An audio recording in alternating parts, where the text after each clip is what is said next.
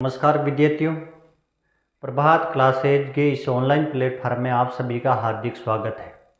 जो विद्यार्थी CET 2026 की तैयारी कर रहे हैं उन विद्यार्थियों के लिए गणित का संपूर्ण कोर्स प्रभात क्लासेज यूट्यूब चैनल पर निःशुल्क करवाया जाएगा और इसकी क्लास प्रतिदिन सुबह 8 बजे प्रभात क्लासेज यूट्यूब चैनल पर रहेगी। इसीलिए सभी विद्यार्थियों से मेरा एक आग्रह रहेगा, आप प्रभात क्लासेज यूट्यूब चैनल से जुड़िए और पूरी क्लास को देखिए और साथ साथ में अपना नोट्स बनाइए। आज अपन चलते हैं गणित की क्लास। CET अपना टारगेट है CET 2026। CET 2026 की तैयारी करने वाले विद्यार्थी और गणित चाहे CET हो, कोई भी किसी भी प्रतियोगी परीक्षा की तैयारी कर रहे हो, गणित आपके लिए बहुत महत्वपूर्ण है। आज अपन लोग ज्ञात करते हैं क्षेत्रफल।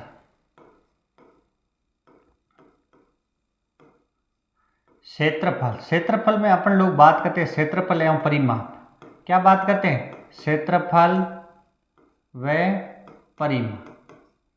आज अपन किसका क्षेत्रफल एवं परिमाप ज्ञात करेंगे, अपन लोग सीखेंगे। सबसे पहले आज अपन लोग बात करेंगे वो है आयत और वर्ग का क्षेत्रफल। किसका? आयत व वर्ग। आयत एवं वर्ग का क्षेत्रफल अपन लोग क्षेत्रफल, परिमाप, आयत कहते किसे हैं, वर्ग किसे कहते हैं, इनकी सामान्य जानकारी अपन लोग पढ़ेंगे और कल के वीडियो के अंदर उनके महत्वपूर्ण प्रश्न आपके बीच में लेकर के हाजिर होंगे। अब सबसे पहले बात करते हैं आयत।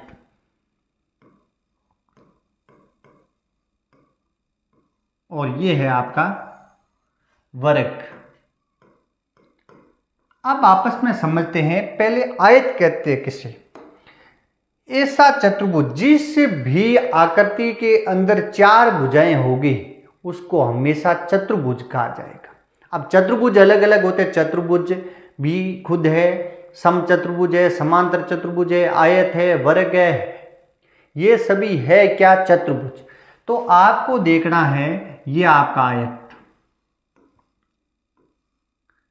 ये चतुर्भुज नाम है। चतुर्भुज नाम क्यों? चतुर्भुज। अब आपको पता है संस्कृत के अंदर चतु का अर्थ क्या होता है? 4, और भुज का मतलब होता है भुजा। ऐसी आकृति जिसके अंदर 4 भुजाएं, ऐसी आकृति जिसमें 4 भुजाएं हैं उसको चतुर्भुज कहा जाता है। किंतु ये चतुर्भुज, ऐसा चतुर्भुज जिसके आमने सामने की भुजा है, इस भुजा के सामने ये भुजा है, तो ये अब इसके ये सामने, इसके ये सामने, इनका मतलब दोनों क्या होगी? आमने सामने। और ये भुजा और ये भुजा बराबर। ऐसा चतुर्भुज जिसके आमने सामने की भुजाएं बराबर हो उसे आयत नहीं कहेंगे। आमने सामने की भुजा, समांतर चतुर्भुज में भी आमने सामने की भुजाएं बराबर होती, जैसे ये समांतर चतुर्भुज और ये आपका समचतुर्भुज है। ऐसा समचतुर्भुज में तो चारों भुजाएं क्या होती है? बराबर होती है। क्या होती है? बराबर। समांतर चतुर्भुज में ये भुजा और ये भुजा बराबर, ये भुजा और ये भुजा बराबर, किंतु इसको आयत नहीं कहेंगे। आपको आयत की परिभाषा आनी चाहिए, क्योंकि सामान्य जानकारी अपन लोगों को 0 लेवल से पढ़ रहे हैं। तो आपको ध्यान रखना है ऐसा चतुर्भुज, ऐसा चतुर्भुज जिसके आमने सामने की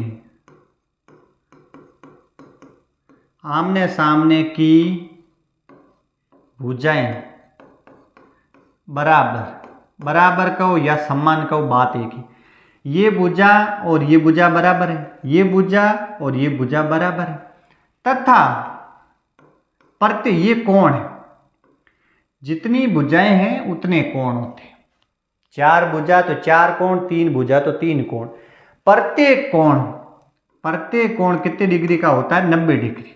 प्रत्येक भुजाएं बराबर तथा प्रत्येक कोण 90 डिग्री का हो उसे क्या कहते हैं? आयत कहते हैं।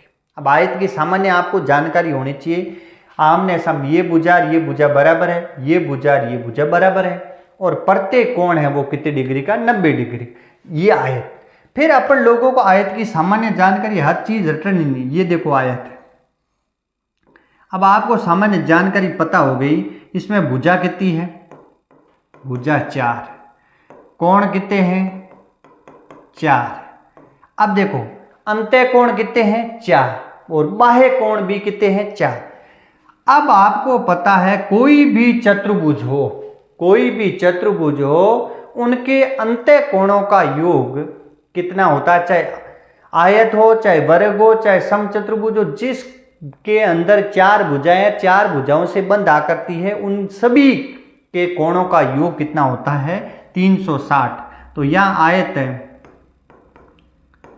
के सभी कोणों का योग कितना होता है? 360 डिग्री। आपको पता है प्रत्येक कोण आपको का 90 90 180 90 90 180 कितने हो गए? 360। सदैव ध्यान रखना है चतुर्भुज कोई भी हो सभी के कोणों का योग कितना होता है? 360।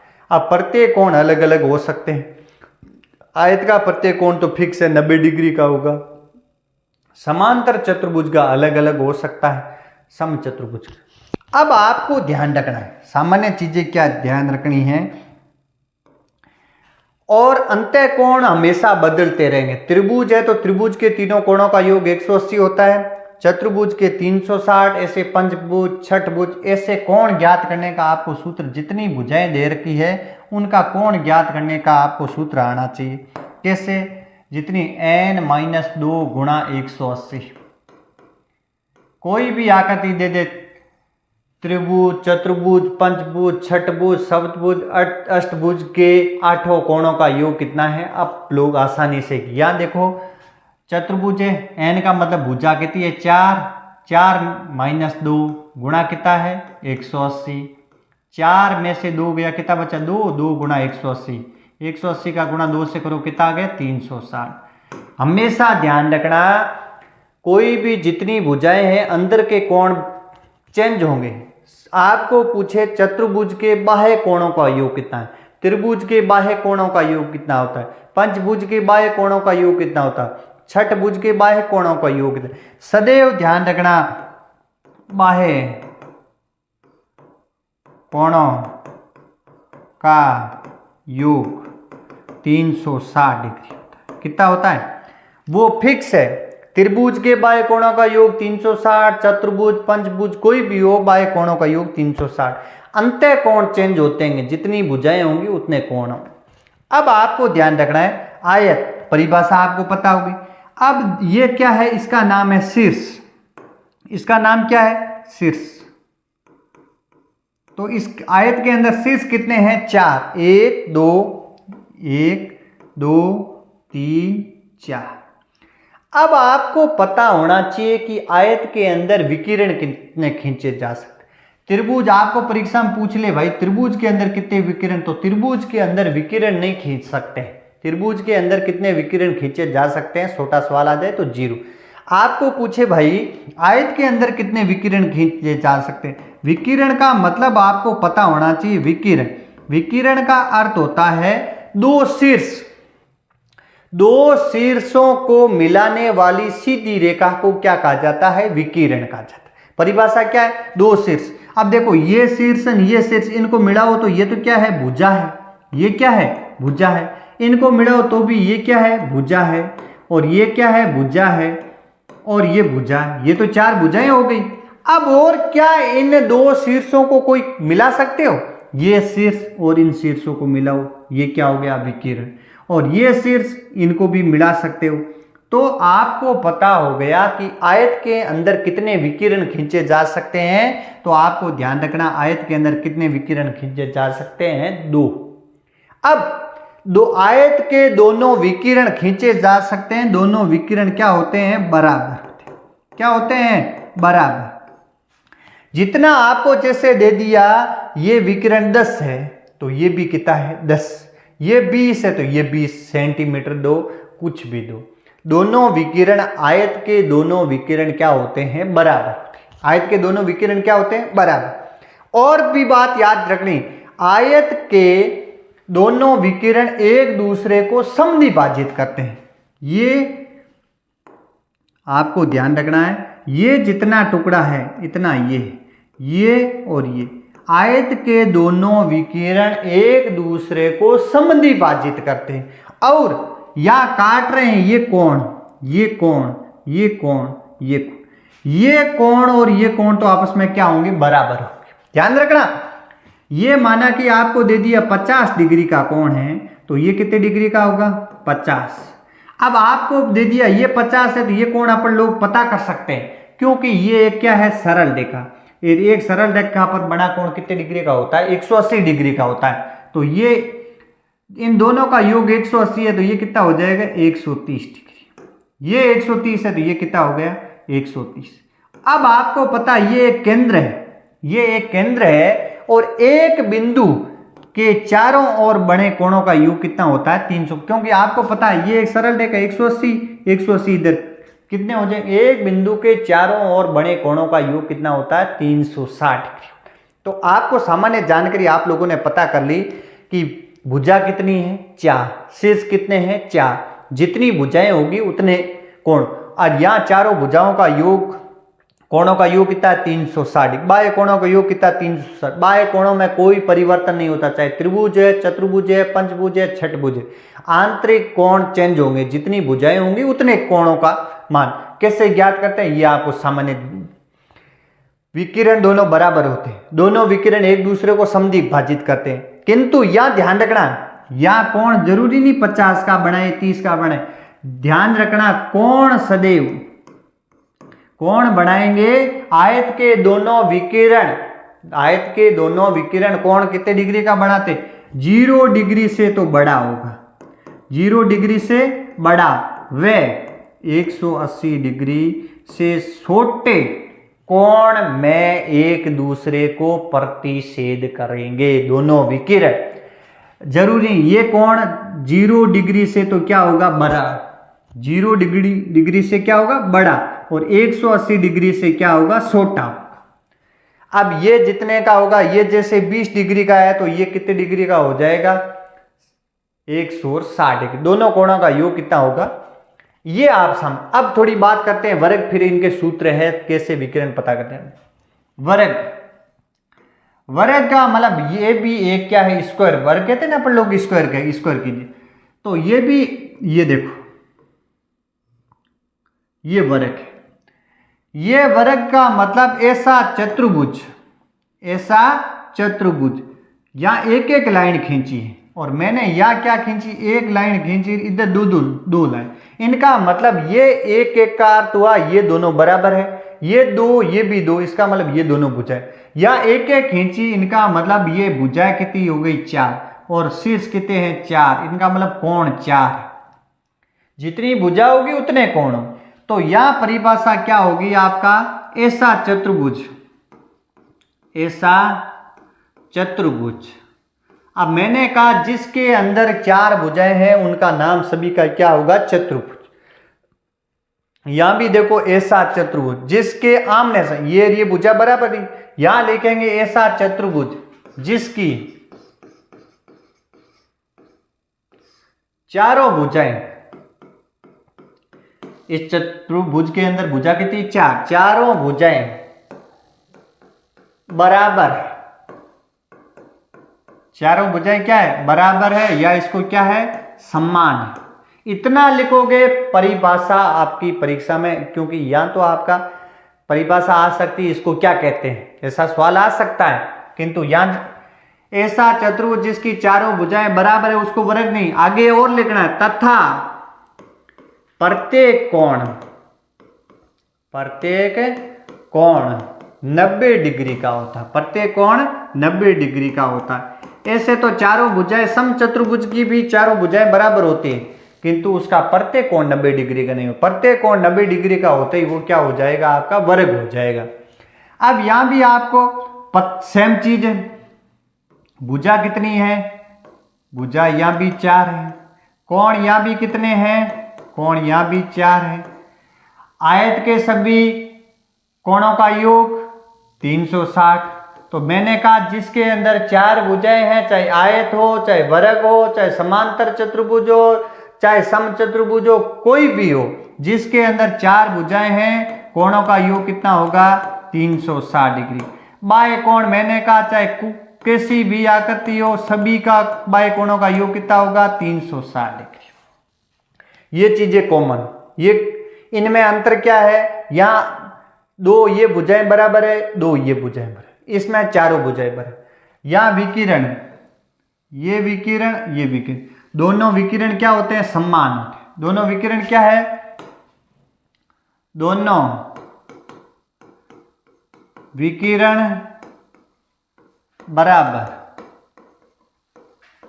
होते। अब देखो ये दोनों विकिरण यहां एक दूसरे को प्रतिच्छेद, दोनों विकिरण बराबर। अब यहां चारों ही आपस में टुकड़े क्या होंगे, बराबर।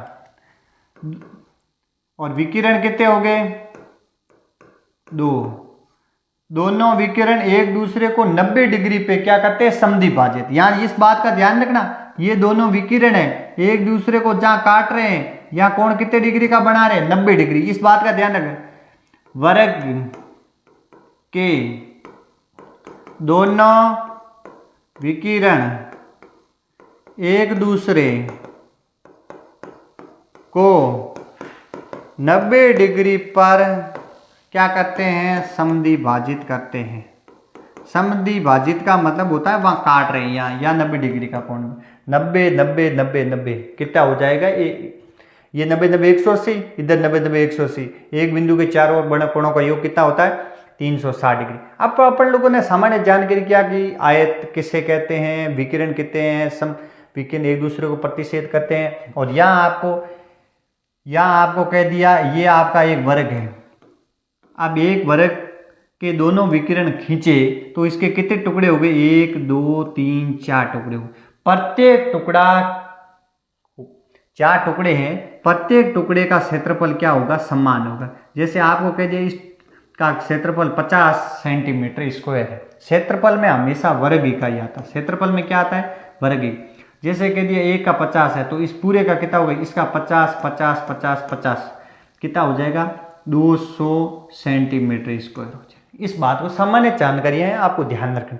अब आगे चलते हैं, अपन लोग क्षेत्रफल ज्ञात करना परीक्षा में पूछेंगे, परिमाप पूछेंगे, इनके विकिरण पूछेंगे, उनको कैसे पता करेंगे। सवाल परीक्षा में पूछेंगे कि आयत की लंबाई इतनी है, ये भुजा है और इसको क्या कहते हैं, लंबाई, ये इसका नाम क्या है, भुजा। ये भी क्या है, भुजा। अब ये भी क्या है, भुजा। अब इस भुजा को यहाँ क्या कह दो, लंबाई। और ये क्या है, चौड़ाई। किंतु इसकी लंबाई चौड़ाई सभी क्या होती है, बराबर होती है। ये क्या है, इसकी लंबाई, और ये क्या है, इसकी चौड़ाई। अब आपको पता हो गया, सामान्य ये चीजें आपको पता है। और सभी विद्यार्थियों से मैं एक ही आग्रह कर रहा हूँ, इन सामान्य हर 0 लेवल की चीज को अपनी नोटबुक में लिखना है। और नोटबुक में लिखोगे, साथ साथ में पढ़ाई करोगे, परीक्षा के नज़दीक समय के अंदर आपको बहुत सहूलियत मिलेगी। और जितना बार बार आप अभ्यास करोगे, रिवीजन करोगे, तो आपको चीज़ें क्या होगी, याद रहेगी। और वीडियो परीक्षा के नज़दीक समय में सभी वीडियो वापस देख पाना संभव नहीं है। और इतनी चीज़ लिखने में घंटा आधा घंटा लिख रहा है पढ़ाने में, और वहाँ आपके कॉपी के अंदर चीज़ लिखी हुई है, तो एक बार आपको पढ़ने में 20 मिनट लग रहा है, दोबारा रिवीजन करने में 15 मिनट 10 मिनट, ऐसे आप आराम से कर सकते हो। अब आगे चलते हैं, आयत।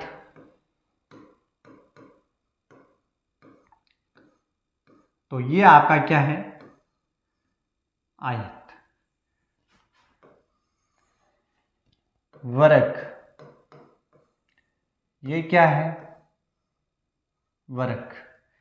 अब देखो यहां भुजाएं, ये सभी भुजाएं बराबर, यहां ये 2 भुजा बराबर, ये भुजा बराबर। अब आपको परीक्षा में पूछेंगे क्षेत्रफल। हमेशा ध्यान रखना, किसी भी आकृति का क्षेत्रफल पूछा जाता है तो जो उन्होंने बाहरी भुजाओं ने से आकृति बनी है उनके अंदर वाला भाग होता है उसको क्षेत्रफल कहते हैं। तो यहाँ आपको मैंने कहा तो इसका नाम क्या है, लंबाई। ये क्या है, लंबाई, और ये क्या है, चौड़ाई। विधि समझ ली, परीक्षा में कोई सवाल नहीं। अब परीक्षा में लंबाई और चौड़ाई चेंज हो सकती है किंतु सूत्र में कोई परिवर्तन। आपको पूछ लिया आयत का क्षेत्रफल, अब लंबाई जैसे 10, 20, 30, 40, 50 कितनी भी दे सकते। तो आपको पता है आयत का क्षेत्रफल, आयत का क्षेत्रफल। आयत का क्षेत्रफल ज्ञात करने का सूत्र आपको याद रखना है, लंबाई गुणा चौड़ाई। इस लंबाई और इस चौड़ाई का गुणा कर दोगे, इस पूरी आकृति का अंदर वाले भाग का क्या आ जाएगा, आपको क्षेत्रफल आ जाएगा। क्या आ जाएगा, क्षेत्रफल। ये वर्ग है, ये क्या है, इसको लंबाई को या भुजा, ये भी भुजा, क्योंकि चारों भुजाएं इसकी क्या है, बराबर। तो वर्ग का क्षेत्रफल, वर्ग का क्षेत्रफल भुजा गुणा भुजा, भुजा गुणा भुजा, या इसी को परीक्षा में क्या लिखा हो सकता है, भुजा गुणा भुजा। इनका मतलब दो समान संख्या है, तो इसको क्या कर दो, भुजा का स्क्वायर लिख सकते हैं। हमेशा ध्यान रखना, ऐसे लिखा हुआ ना कि ए गुणा ए गुणा ए गुणा ए, तो ये ए आधार समान है, घाते जुड़ जाती, घातांक नियम होता है, तो एक ही घात 4 लिख सकते हो इसको। वैसे ही भुजा भुजा है तो भुजा स्क्वायर लिख सकते हो। तो ये आपका क्या हो गया, पहला हो गया वर्ग का क्षेत्रफल, ये हो गया आयत का क्षेत्रफल। सूत्र क्या है, लंबाई गुणा चौड़ाई। यहाँ आपको जैसे एक दे दिया कि एक आयत की लंबाई 50 सेंटीमीटर है, चौड़ाई 20 सेंटीमीटर है, आयत का क्षेत्रफल क्या है, लंबाई चौड़ाई का गुणा कर देना, आपका क्षेत्रफल आ जाएगा। अब है परिमाप। परिमाप का मतलब होता है, परिमाप का मतलब होता है बारी भुजाओं की जोड़। परिमाप का अर्थ क्या होता है, चाहे आयत हो, चाहे वर्ग हो, चतुर्भुज हो, चाहे खेत हो, किसी कमरे का परिमाप पूछा है जैसे दीवार का, तो ये आपको जहां से रवाना हुए, ये आपका यहां से रवाना हुए, ये भुजा, ये भुजा, ये भुजा, ये बारी भुजाओं की जहां से रवाना हुए घूम करके वापस उसी स्थान पर आते हो, उन सभी की जोड़ को ही क्या कहते हैं, परिमाप। तो यहां देखो ये क्या है, लंबाई, तो ये क्या है, लंबाई। यहां से माना कि रवाना हुए, ये लंबाई प्लस यहां आए, ये क्या हो गई, चौड़ाई। अब कहीं से हो सकता है, यहां चौड़ाई फिर लंबाई फिर चौड़ाई, ऐसे। फिर देखो यहां लंबाई चौड़ाई, ये क्या है, वापस लंबाई, और ये क्या है, वापस चौड़ाई। तो यहां देखो दो तो लंबाई है, दो क्या है, चौड़ाई, तो दो लंबाई दो चौड़ाई। तो इसका सूत्र क्या, दो दो दोनों में तो क्या लिख दो, कॉमन ले लो। कोष्टक बनाना है, कोष्टक हमेशा ध्यान रखना, कोष्टक के बाहर जो भी संख्या, कोष्टक में 10 संख्या लिख दोगे, बाहर वाली सभी संख्याओं का अंदर वाली सभी संख्याओं के साथ में कोष्टक हटाओगे तो क्या लगेगा, गुणा। तो यहाँ पर क्या हो जाएगा, दो कोष्टक लंबाई प्लस चौड़ाई। ये क्या है, आयत का परिमाप। आयत का परिमाप का मतलब इन चारों भुजाओं को जोड़ लो, वही परिमाप है, वही क्या है, परिमाप। अब वर्ग का परिमाप, वर्ग का परिमाप, मैंने कहा ना वर्ग का परिमाप का मतलब यहां भी भुजाओं की जोड़, यहां से रवाना किया, ये भुजा प्लस ये भी भुजा, ये भी भुजा, और ये भी क्या है, भुजा। तो भुजा कितनी, एक भुजा, दो भुजा, तीन भुजा, चार भुजा, तो कितनी हो गई, चार भुजा। अब यहाँ इनके बीच में कोई चिन्ह नहीं है, जिसका मतलब चिन्ह किसका है, गुणा का। तो वर्ग का परिमाप ज्ञात करने का सूत्र क्या हो गया, 4 गुणा भुजा। अब आपको क्या पूछेगा कि आयत के विकिरण की लंबाई ज्ञात कीजिए। ये आयत है, इस आयत के विकिरण की लंबाई, चाहे ये विकिरण चाहे ये विकिरण, क्योंकि दोनों विकिरण है क्या, आपस में बराबर। आपको मैंने पता है कि ये जैसे आयत है, ये आयत का विकिरण है, और आयत का मैंने आपको बताया प्रत्येक कोण कितने डिग्री का, 90 डिग्री। इसका मतलब ये आधा भाग हटाऊं तो आकृति कैसी बनेगी, ये 90 डिग्री का। यहाँ आपका ये क्या है, ये एक समकोण त्रिभुज। ये क्या है, समकोण त्रिभुज। समकोण त्रिभुज में 90 डिग्री के सामने वाली भुजा को क्या कहते हैं, कर्ण कहते हैं। क्या कहते हैं, कर्ण। और ये उसको वहां क्या कहते हैं, आधार, और यहाँ क्या कहते हैं, लंब। ये सेम है, और यहाँ आपकी क्या है लंबाई, यहाँ क्या है चौड़ाई। वहाँ सूत्र होता है पाइथागोरस प्रमेय या बोधायन सूत्र होता है, ये लंबाई, ये आपको विकिरण पता करना। तो यहाँ तीसरा सूत्र क्या हो जाएगा, आयत का विकिरण। आयत का विकिरण ज्ञात करने का सूत्र होता है लंबाई का स्क्वायर प्लस चौड़ाई का स्क्वायर और इसके ऊपर क्या हो जाएगा वर्ग, क्या हो जाएगा वर्गमूल। ये आयत के विकिरण का सूत्र है। अब है आपका वर्ग का विकिरण ज्ञात करना, वर्ग का विकिरण। वर्ग का विकिरण ज्ञात करने का सूत्र होता है भुजा वर्गमूल 2, भुजा वर्गमूल 2। क्यों, यहां भी ये विकिरण पता करोगे तो मैंने कहा पाइथागोरस बोधायन सूत्र वही होता है, भुजा स्क्वायर भुजा स्क्वायर।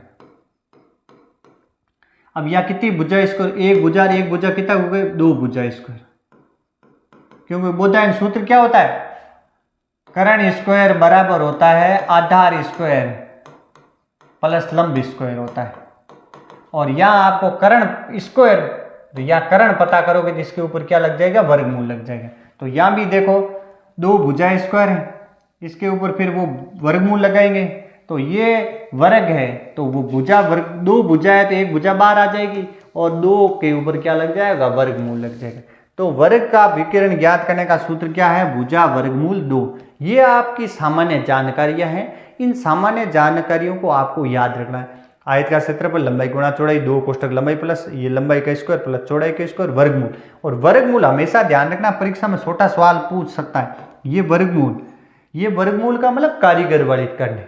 वर्गमूल से कोई भी संख्या को कभी भी बाहर निकालना है तो उस संख्या का अभाज्य गुणनखंड कीजिए, टुकड़ा कीजिए।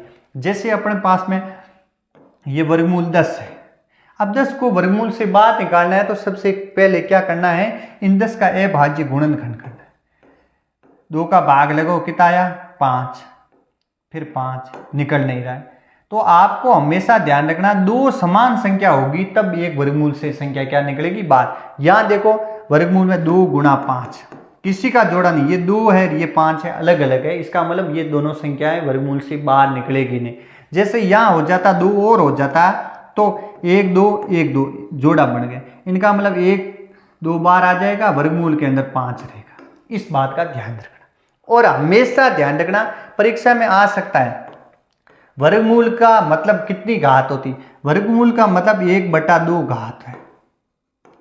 किसी ये लिखूं, जैसे मैंने ये 25 लिख दिया, इसके ऊपर ये लगाऊं, या 25 के ऊपर मैं क्या लिख सकता हूं 1/2, ये दोनों सेम है। वर्गमूल का मतलब घात कितनी है 1/2 होती है, वर्गमूल का मतलब घात कितनी है 1/2। ये अपन लोगों ने सामान्य आयत और वर्ग के ऊपर बात की, जैसे वृत्त, अर्धवृत्त, चतुर्भुज और शंकु, इनकी बात अपन लोग करेंगे आगे हर वीडियो के अंदर। प्रतिदिन आपको मैंने बताया सुबह के 8 बजे गणित की क्लास, शाम को 8 बजे प्रतिदिन रीजनिंग की क्लास। CET 2026 की तैयारी करने वाले सभी विद्यार्थी प्रभात क्लास से यूट्यूब चैनल से जुड़िए। आपको मैं 100% भरोसा दिलाता हूं कि आपको 0 लेवल से संपूर्ण कोर्स करवाया जाएगा। और यदि किसी विद्यार्थी को समझ में नहीं आए तो कमेंट के माध्यम से बताना। और आज अपन लोगों ने आयत और वर्ग, आयत किसे कहते हैं, विकिरण, इनकी सामान्य जानकारियां अपन लोगों ने, और हमेशा ध्यान रखना इस बात का नोट ध्यान रखना, ऐसा परीक्षा में सवाल पूछा जा सकता है। नोट आप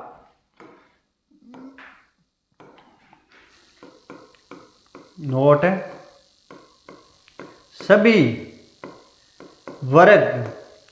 वर्ग को आयत कहा जा सकता है, किंतु सभी आयत वर्ग नहीं होते। इस बात का परीक्षा में ये कई बार सवाल पूछा है कि सभी वर्ग है वो आयत होते, क्योंकि वर्ग बनने के लिए क्या चाहिए, जितने भी वर्ग है वो आयत हो सकते हैं, किंतु सभी